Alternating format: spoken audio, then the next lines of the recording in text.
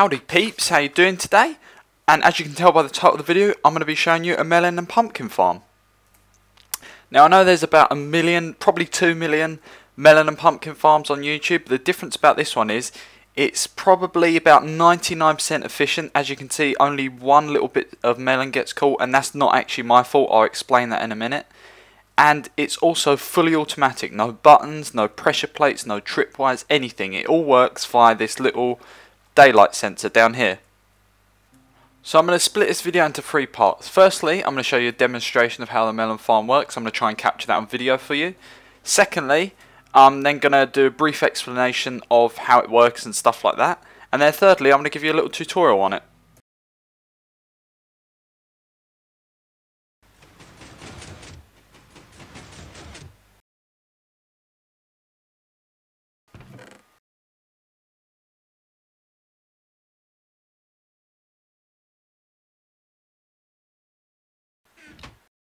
Okay, so now you've seen that little demonstration, I'll give you a little bit of an explanation behind this thing and how it works. So what happens is, whenever it's, because of the daylight sensor, whenever it turns to morning, so it'll be night time, and then when it turns to morning, what we do is we get a signal from the daylight sensor, from this comparator, and what these little three blocks here do is, it's actually a pulse, little pulse generator. Oh, let me just get rid of this weather. There we go. So what happens is this piston moves up and it gives a very short pulse, but what I've done is I've put this repeater on 3 ticks of delay, and that extends the pulse just for a little bit so the pistons actually get a chance to move.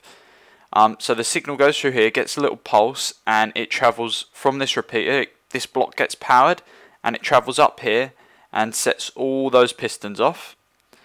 Now what I've got here is a little bit of delay. Let me come around here, actually, you might be able to see a little bit better. Down here, these 3 repeaters have a little bit of delay on, and that's just to help with lag. So what will happen is one side will get triggered, then it will stop, and then the second side will get triggered, and that's just to help reduce lag, because if you had all the pistons firing off at once, there's quite a few here.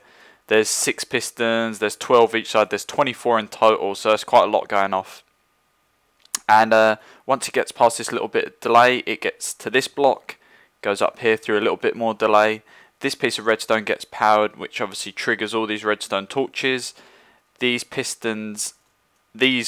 redstone torches then come on, and all the pistons extend and push the melons off. And this water here, it actually serves, well, it does 2 things. Basically, it keeps the pumpkins like hydrated, and it also prevents, as you can see, we've got some melons spazzing out at the moment. What it does is it prevents the drops going from too far. So what I mean by that is, so say if this piston was to push a melon off, instead of the items all dropping over here and getting caught on this ledge, items actually slow down through water, so they kind of get pushed over and stop in the water, and then obviously they can only fall down.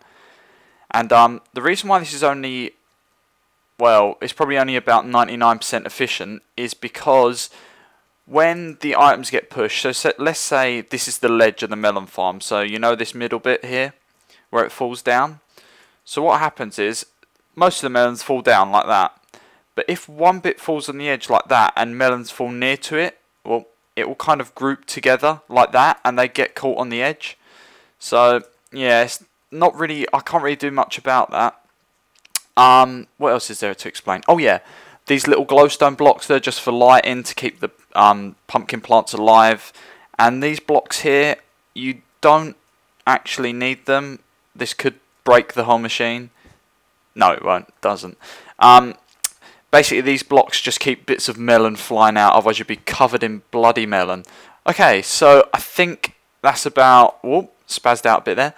I think that's about everything I've got to explain. And we move on to the tutorial now. Okay, so for this melon farm, the orange circuit we're going to be building first, and that is the little redstone circuit with the pulse thing in it.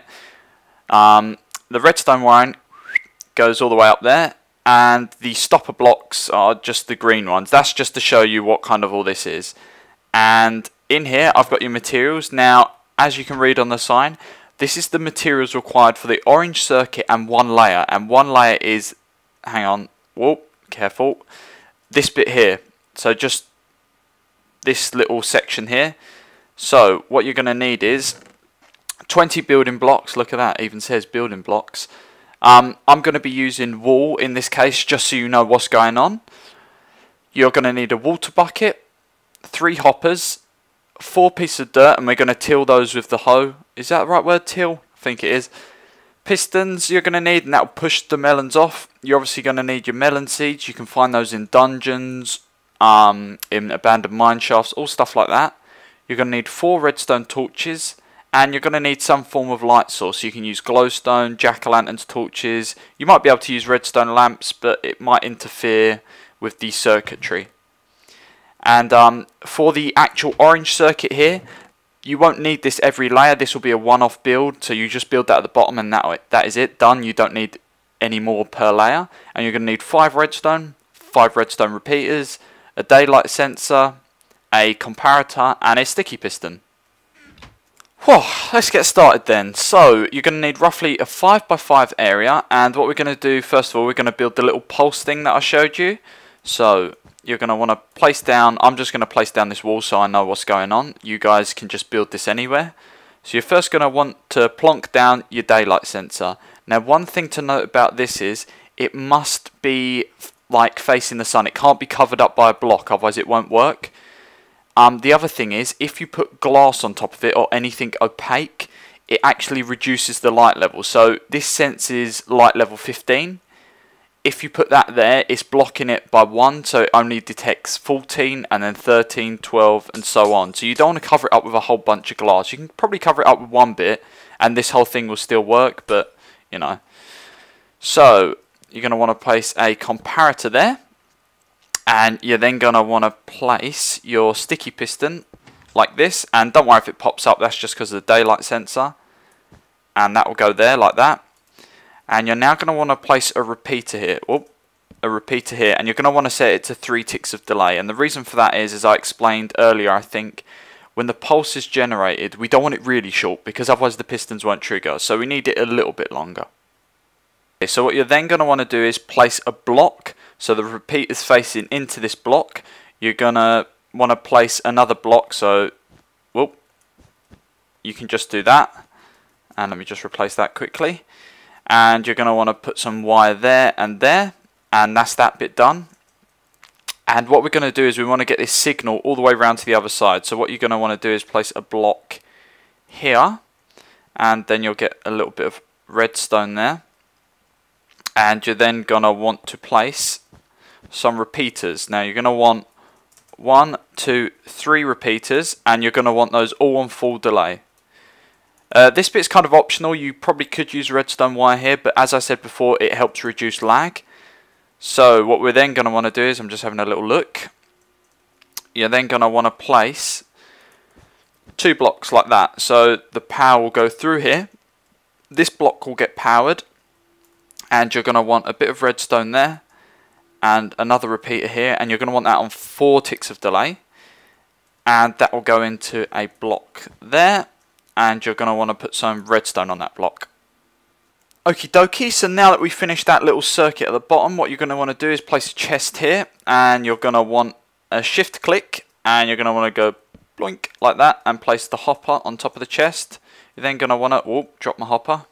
You're then going to want to come around here, shift clicking again. You want to point to this face of the hopper, blink like that. And you're going to stand here and shift click again and go blink and another hopper. And all those hoppers filter down to this middle one, which then puts all the items in the chest. Okay, so here's a little simple bit for you guys. You're going to want to place a dirt block here and then one on top of that, and you can just remove that one. And you just want to continue that like that along the hoppers. And you're going to want to do the same here on that side, like that, as you can see. Yep.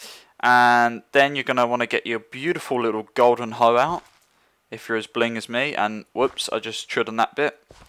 And you're going to want to get your melon seeds, like this. And I'm just going to use bone meal for now.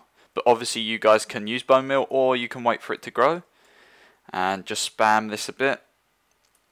There we go, and that's actually just the melon bit sorted out. Okay, so we're now going to move on to the red bit of the circuit, which, as I pointed out, is the redstone wiring. So this bit's really simple. Don't worry, it's nothing complicated. You just want to place a block here and a torch here. You're then going to want to place a block on top of this torch like that, and another torch here, and that should go off if you've done it right. And you're going to want to repeat this step on the other side. So you go like that, block on top, and a torch there. Once you've done your redstone wiring thingamajig, you're going to want to... Oh, a melon's just grown. Fantastic. We're going to want to place a piston here like that, and you can do that by just aiming for this torch, and on this side bit you can just go blink like that. Get rid of that melon. And then you want to do the same on the other side like that. And then we can just jump over here. Careful not to squash our lovely melon plant. Go like that. Blink. And again, there we go. So now what happens is, when this redstone gets powered, it turns off this torch, which turns on this torch and triggers the pistons. And the same happens on the other side. This little redstone wire gets powered from all this. This torch goes off, so therefore this one comes on and the pistons extend. So this last little bit we're going to do is quite optional. You know, you don't have to do it. I'm just going to place the green blocks, which are the stopper blocks, and these stop melons flying out the side, because no one likes melons flying out the side. And I'm going to put a glass block in the middle, so look, I can go like this and see my beautiful melon plants. And you're going to want to go on the other side and do the same thing, like that. And you're going to want to cover this bit up here, otherwise there's going to be water leaking everywhere and it will destroy all your beautiful redstone. So chuck that there like that. And then we're going to get a water bucket and go like that, and that will keep these crops hydrated. And as you can see, whoop, almost fell down there, all the water's contained like that. So that is one layer. Now what I'm going to do is, I'm not going to continue the tutorial because all you need to do is copy this bit of the layer. You just put mud on top again. But what I am going to do is show you what you have to do. So I'm not going to explain any of it. I'm just going to show you what you got to do. So we're just building a second layer now, and you can continue this as far as the sky limit. It goes on forever. So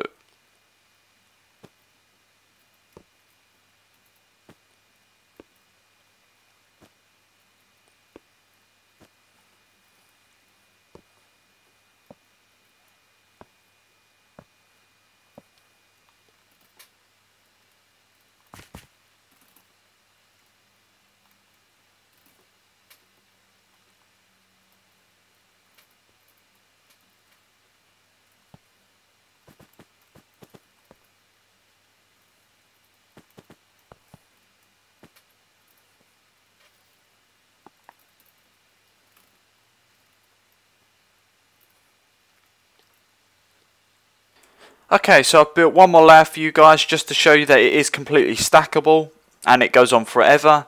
And as I mentioned before in the video, what you can do is get some glowstone if you want, and you can place this just as lighting.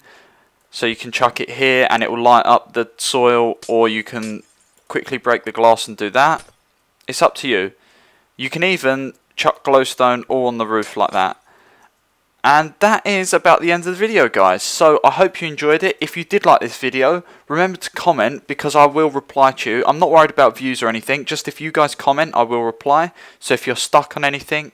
And this design does actually work in 1.5, and it also works in survival multiplayer because I've built it on my little server. So I hope you guys enjoyed this video. Have a nice day. You haven't been very talkative, but don't worry about that. And as the sun very slowly sets, I shall see you next video. Goodbye.